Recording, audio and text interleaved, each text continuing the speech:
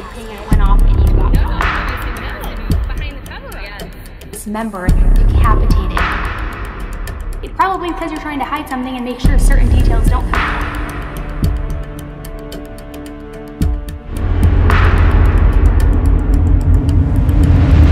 Tend to Life with Elise. Hey guys, happy Wednesday and welcome back. My name is Elise and this is Tend to Life. If you are brand new here, stopping by for the first time, thanks so much. I hope you enjoy the channel and today's case coverage. Sorry, my dog's like having a coughing attack in the background. And if you are a returning subscriber, thank you for coming back. Before we jump into today's case, don't forget to hit that subscribe button, turn your notification bell to on so that you get notified of live streams as they happen and upcoming case videos. Also, please don't forget to give this video a thumbs up and share it where you can. So, happy Wednesday. As I said, I am so happy to be back with you guys here. I am like channeling a new vibe here. I don't know what it is. I'm like apparently trying to be some young pregnant chick. I don't know. I'm pregnant for those of you who don't know. Wearing like blue eyeliner. I let my hair just air dry. We're just rocking it. So the case we're going to talk about today is actually a happy ending almost kind of case. This case illustrates that no matter how long of a period of time may go without answers, justice still can be served. So we are going to jump right into today's case, and it is the case of Kristin Smart, which you may have been seeing all over the news lately. We're going to talk a little bit about the disappearance of Kristin Smart, what happened in the investigation, and what is happening now, decades later, in her case.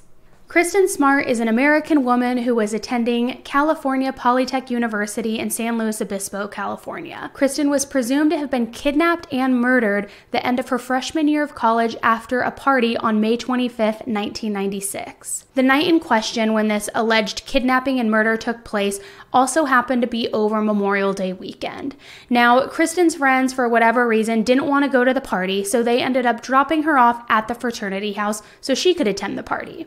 Well, fast forward to around 2 a.m. and two fellow students find Kristin passed out on a neighbor's lawn, presumably from alcohol. Cheryl Anderson and Tim Davis, the two students who had also just left the party and who discovered Kristin, helped get Kristin to her feet and help walk her to her nearby dorm. Another student from the party, Paul Flores, also joined their group and offered to help them return Kristin back to her dorm room. So these three fellow students are helping Kristin. They've gotten her to her feet. She's a little intoxicated, allegedly, and they're walking her back to her dorm room, which isn't too far, but they just want to get her there safely, help her out, being a kind fellow student.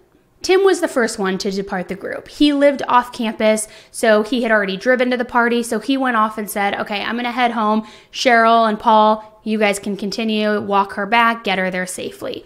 Then Cheryl was the next to leave the group and drop off. So she had lived at another nearby dorm, Sierra Madre Hall, which was close to the party, but it was on the way to Kristin's dorm. So Cheryl had told Paul, hey, I'm going to stop here. This is me. Go ahead. You live closer. You can walk her the rest of the way. And at that point, they had just slowly started to drop off each other as they were going along this route to get Kristin back to her dorm room. Paul walks Kristin back to her dorm, and then everything from that point on is radio silent and unknown. Nobody ever sees or hears from Kristin again. When Kristin's disappearance was made known and everybody was aware she was missing, Paul was questioned by police because he was the last one to have been seen with Kristin. And remember, Cheryl and Tim left him in charge of getting her back safely to her dorm room. Well, Paul tells police that he walked Kristin back as far as his dorm at St. Lucia Hall and then allowed her to walk back to her Muir Hall dorm by herself. This was the last known sighting of her. And what concerns me very much with this statement is if you had three people, if you found this woman who was passed out on the lawn at 2 a.m., you have three people who are helping walk her to her dorm, a couple drop off on the way, why would you, as the last person with her, allow her to walk the remainder of the way on her own? If your dorm is before hers, why not walk her back to her dorm hall and then return back to yours? Something here didn't quite make sense. At the time that Kristin went missing, she also did not have any money, any credit cards on her. And remember, this was 1996, so Cell phones were a very new thing. It was like the big mega AirTouch ones, so highly doubt she had a cell phone in her possession either, especially one that I'm sure didn't have GPS tracking if she even had one. My guess is, if anything, she maybe had a pager.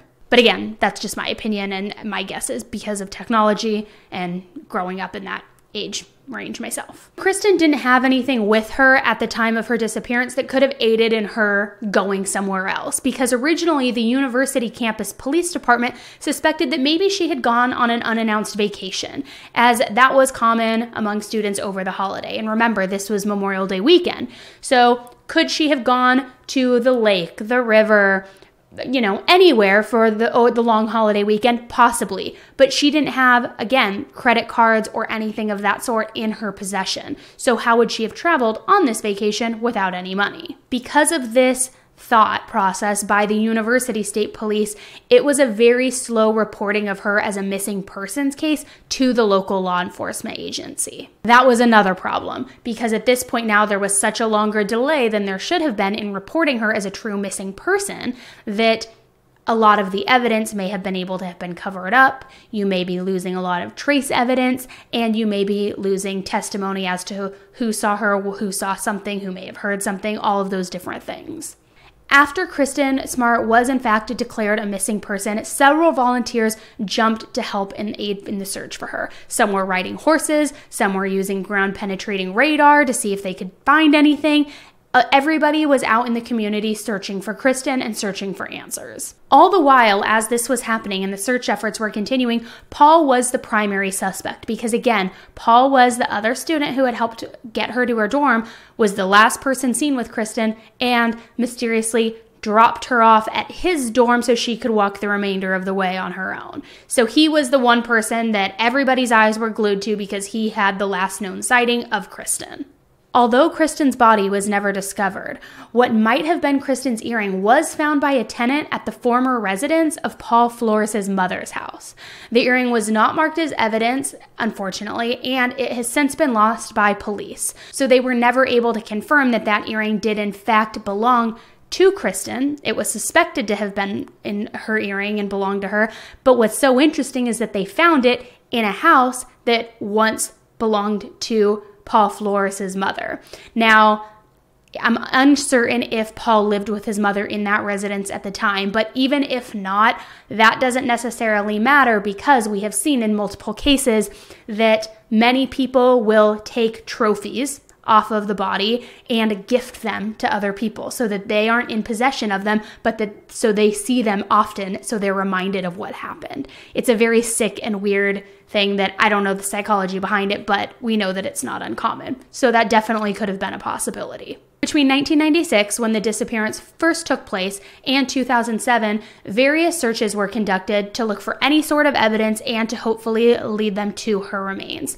Unfortunately, there were no solid leads by any of these searches, and it was essentially a cold case. These searches also included searches of properties owned by the Flores family, but again, unfortunately, no useful leads were made for nearly 2 decades. This resulted in Kristin Smart being declared deceased on the 6th anniversary of her disappearance on May 25th, 2002. Usually, you would think, okay, it's been nearly, 20 years since Kristin was even declared dead. This is for sure going to be a cold case. But luckily, this was continued to be at the forefront of everybody's mind. The police were continuing to investigate it, and little by little, over the last few years, more evidence has been overturned, more information has been collected, and it has led us to where we are today. So let's go through that. On September 6, 2016, officials from the San Luis Obispo Police Department announced that they were investigating a new lead in this case. The FBI brought in cadaver dogs, and investigators were preparing to spend approximately the next 4 days evacuating and searching an area of the Cal Poly campus. After 3 days of that search, items were found at all 3 of those dig sites, which also happened to be dig sites located on that same hillside near Kristin's dorm room. And a spokesman for the sheriff's office made an announcement saying that all of the items are being analyzed. They are being analyzed to see whether they are connected to the case or not, but this could take days, weeks, or even months. The investigation continues for the next couple of years, and on January 29th, 2020, another break happens in the case. The San Luis Obispo Police Department confirmed that 2 trucks owned by the Flores family had been taken in as evidence. Now remember, this is 24 years after the disappearance, and they're taking in trucks for evidence from the Flores family that they believe will help lead them to what happened to Kristin. This is clearly evidence that they're collecting, I mean, over 2 decades later, which is fantastic, but realistically, what evidence can you find if there is any sort of forensic or trace evidence? So hopeful, but nobody wanted to get ahead of themselves. A week later, on February 5th, 2020, search warrants were served for specific items of evidence at 4 different locations, 2 of them being in San Luis Obispo. Another one was in Washington State, and another one was in Los Angeles. Paul Flores was briefly detained during that search, but ultimately was released. The police at that time also hadn't announced if those search warrants and if those searches yielded any evidence or any answers. But at this point now, it's fair to believe that the police department and the investigators were onto something. They hadn't let this case go. They now have been on it again since 2016, saying they have a new lead in the case. They're searching and seizing vehicles. They're executing search warrants. They're holding their information that they have very close to the vest. A couple of months later, on April 22nd, 2020, the Los Angeles Times reported that a search warrant was served and executed at the home of Paul Flores in San Pedro, California, which is right outside of LA. The search warrant stated that numerous items of interest were successfully found during the search.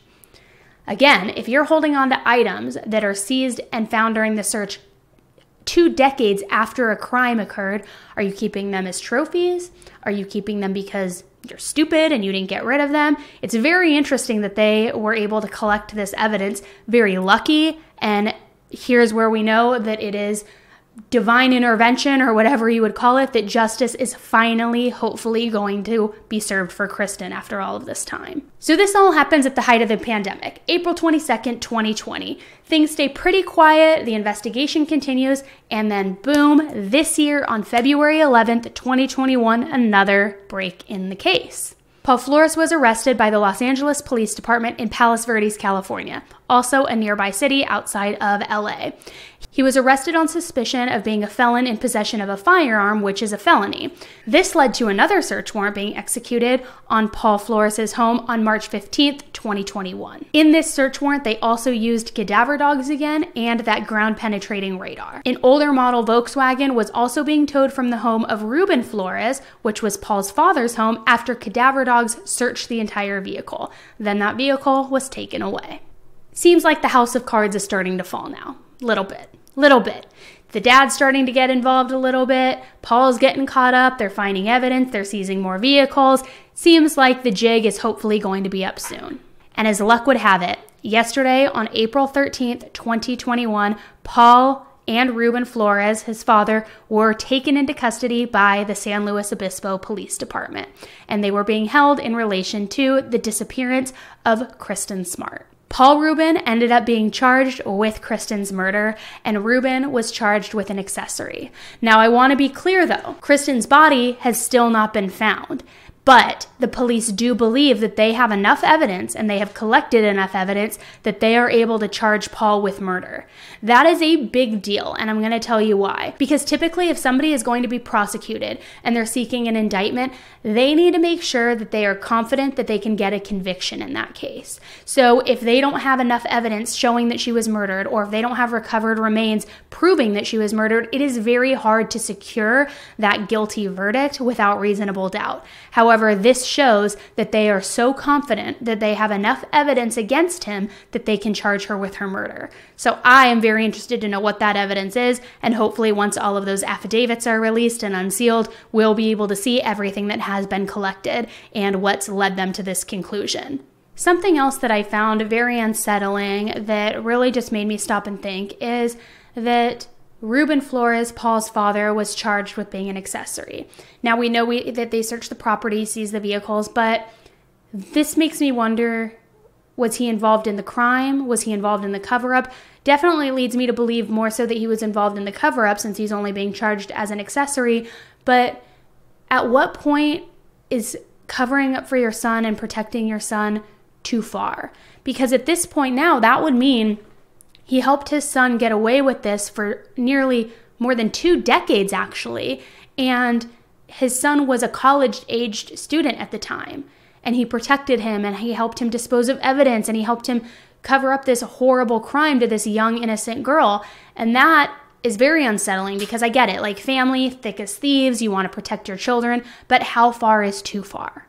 And especially when you start to wonder what was the actual crux of the crime that took place, what happened, what was the motive, what caused it.